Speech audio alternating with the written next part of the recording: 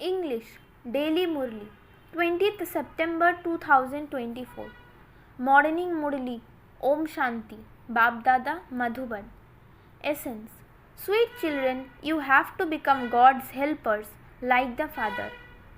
The Father comes at the confluence age to serve you children. Question: how is this most auspicious confluence age the most beautiful and benevolent age? Answer: it is only at this time that you children, both men and women, become most elevated. This confluence age is the middle period between the end of the Iron Age and the beginning of the Golden Age. It is only at this time that the Father opens this godly university for you children, where you change from human beings into deities. Such a university doesn't exist at any other time throughout the whole cycle. It is only at this time that everyone receives salvation. Om Shanti. The spiritual father sits here and explains to you spiritual children. While sitting here, you first remember the Father because he is the purifier. Your aim is to become pure and Sato Pradhan by remembering him. Your aim is not just to reach the Sato stage. You have to become Sato Pradhan, and this is why you also definitely have to remember the Father. Then you also remember your sweet home because you have to go there. Then you also need prosperity there, and this is why you also have to remember the land of heaven because you have that attainment. You children know that you have become the children of the Father. You take teachings from the Father and will then go to heaven number wise according to your efforts. All the rest of the living souls will go to the land of peace. Everyone definitely has to return home. You children also know that this is now the kingdom of Ravan. In comparison to this, the golden age is given the name the kingdom of Rama. There is then a decline of 2 degrees. One is called the Sun dynasty and the other is called the Moon dynasty. Just as there is just one dynasty of the Christians, so this too is just one dynasty. However, there are the Sun dynasty and the Moon dynasty in this. These things are not mentioned in any of the scriptures. The Father sits here and explains to you, and this is called knowledge. Once heaven has been established, there is no need for this knowledge. You children are taught this knowledge at only the most auspicious confluence age. It should definitely be written at your centers and at the museums in big writings. Brothers and sisters, this is the most auspicious confluence age which only comes once. They don't understand the meaning of the most auspicious confluence age, and so you also have to write this is the confluence age when the end of the Iron Age and the beginning of the Golden Age meet. So the confluence age is the most beautiful and benevolent age. The Father says, I only come at the most auspicious confluence age. So the meaning of the confluence age is also explained to you. The end of the brothel and the beginning of the temple of Shiva, Shivalaya, is called the most auspicious confluence age. Here all are vicious, whereas there all are viceless. So surely those who are viceless are said to be the highest. Both men and women become the highest. Therefore their name is the most elevated human beings, Purushottam. No one except you children and the Father knows that this is the confluence age. It doesn't enter anyone's intellect when it is the most auspicious confluence age. The Father has now come. He is the speed of the human world tree. He is praised so much.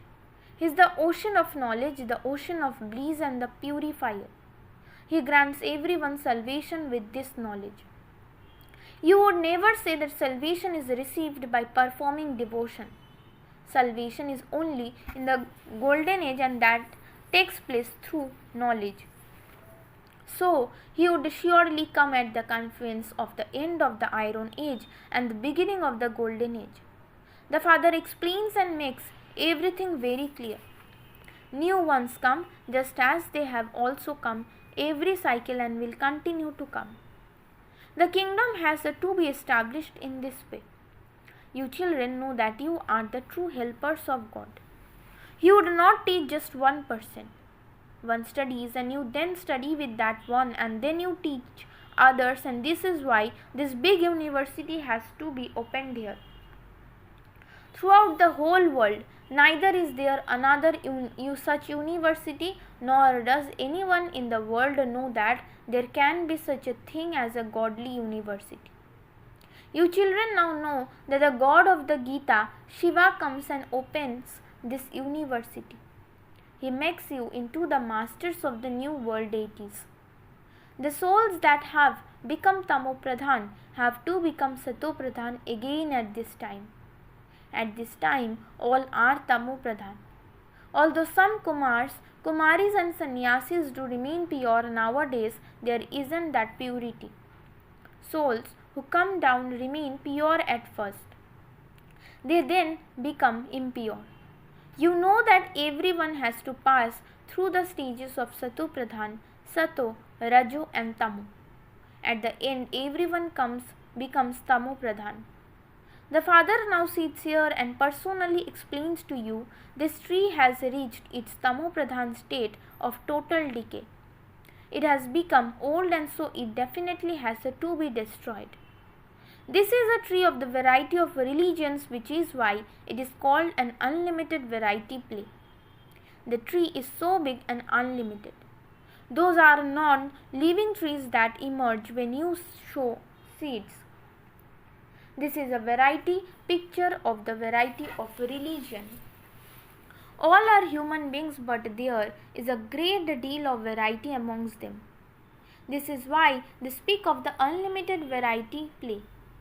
Only you know how all the religions come number-wise. Everyone has to go back and then come down. This drama is predestined. It is the wonderful drama. The wonder is that such a tiny soul, that is, the Supreme Soul, has such a big part recorded in him. The Supreme plus Soul is called God, Param plus Atma. You call him Baba because he is the Supreme Father of all souls. You children know that it is the souls that play their whole parts. Human beings don't know this. They say the soul is immune to the effect of action. In fact, those words are wrong. You should write in big writing, souls are not immune to the effect of action. Each soul receives the fruit of whatever good or bad action he has performed. Souls become impure with impure sanskars, and this is why they go in front of the deity idols and sing their praise. You now know about your 84 births. No other human beings knows this. When you tell or show them the proof of their 84 births, they ask, are all the scriptures false? They have heard that human beings go into 8.4 million species. The father now sits here and explains to you that in fact it is only the Gita that is the jewel of all the scriptures. The father is now teaching us the Raja Yoga that he taught us 5,000 years ago. You know that we were pure and that we belong to the pure household religion. That would not be called a religion now. People have become irreligious, that is, they have become vicious. You children now understand this play. This is an unlimited drama that continues to repeat every 5,000 years. No one could understand anything of hundreds of thousands of years. This is a matter of just yesterday when you were in the temple of Shiva, Shivalaya, and today when you are in the brothel. Tomorrow you will be in the temple of Shiva again. The golden age is called Shivalaya or heaven, and the silver age is said to be semi. You will stay there for so many years. You have to take rebirth. This is called the kingdom of Ravan. You become impure for half a cycle. The father now says, whilst living at home, become as pure as a lotus. Kumars and Kumaris are pure anyway.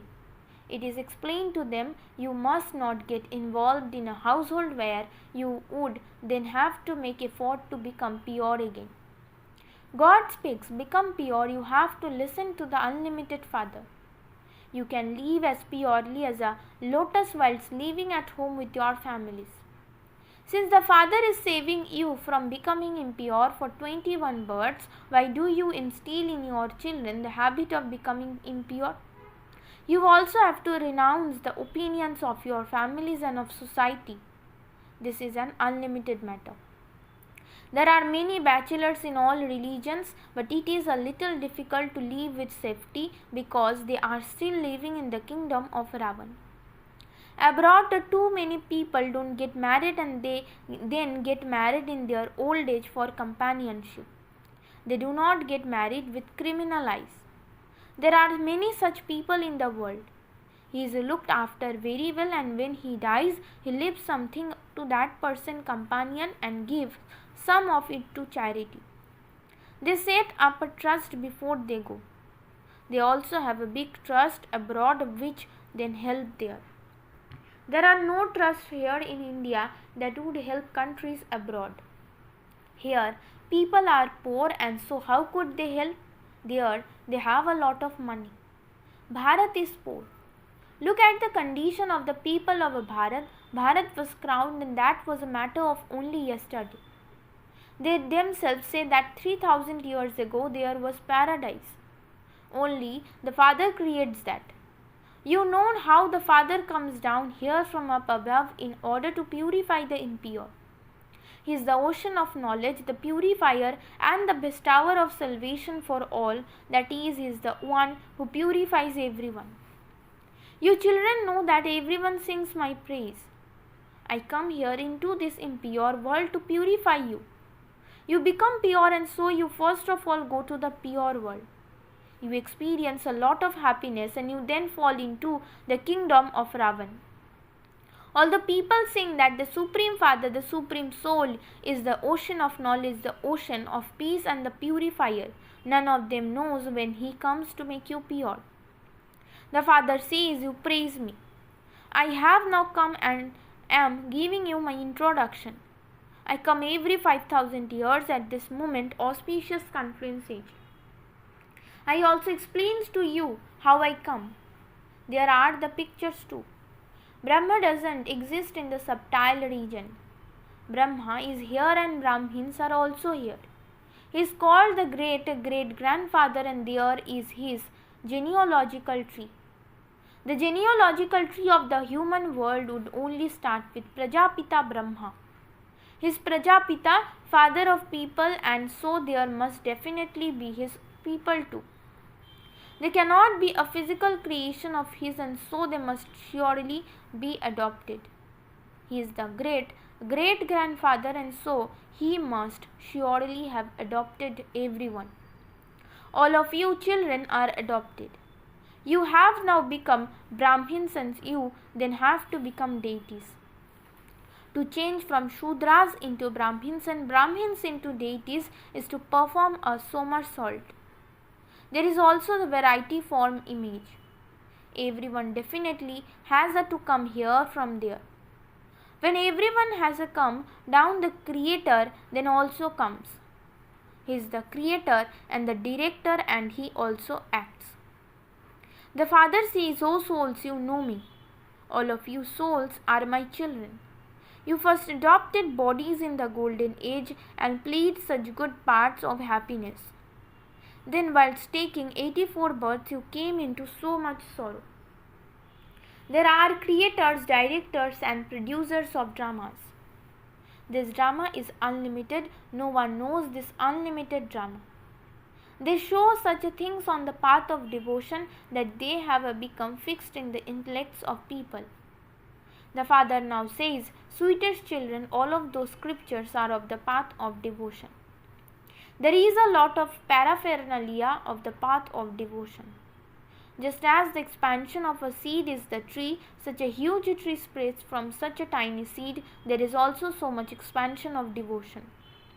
This knowledge is the seed, and no other paraphernalia is needed for it. The Father says, consider yourselves to be souls and remember the Father.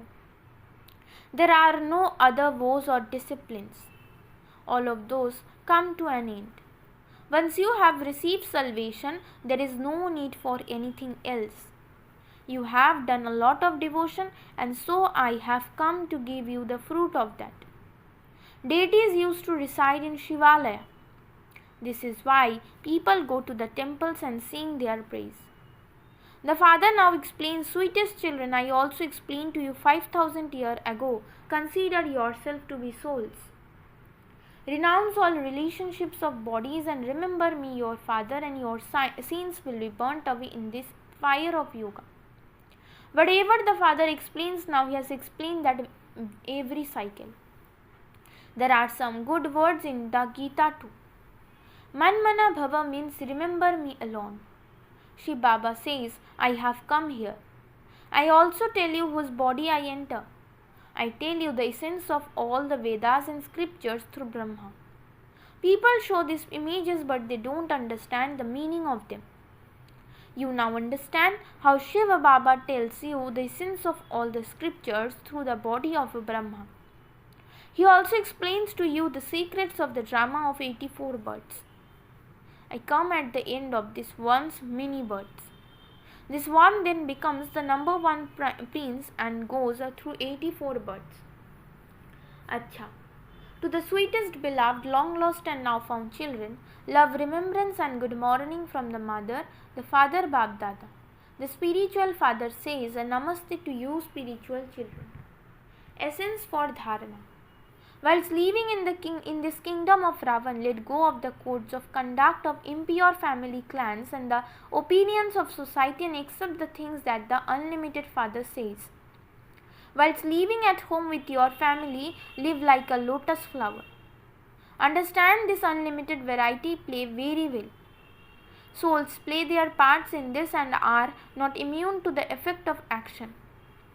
Souls perform good and bad acts and receive the fruits of those. Understand the significance of this and perform elevated acts. Blessing. May you make the Father sanskars your original sanskars and have good wishes and pure feelings for all. Even now, some children have various sanskars of feeling upset, of stepping aside, and of speaking and listening to others. They say of them, what can I do? There are many sanskars. This word, my sanskars, you slack in your efforts. They are things that belong to Ravan, not to you. In actual fact, whatever the father's sanskars are, they are the original sanskars of Brahmins. Those sanskars are of being a world benefactor and of having pure thoughts for others. Be one who has good wishes and pure feelings for all. Slogan. Those who have a power are the ones who have a right to the treasure of all powers. Om Shanti.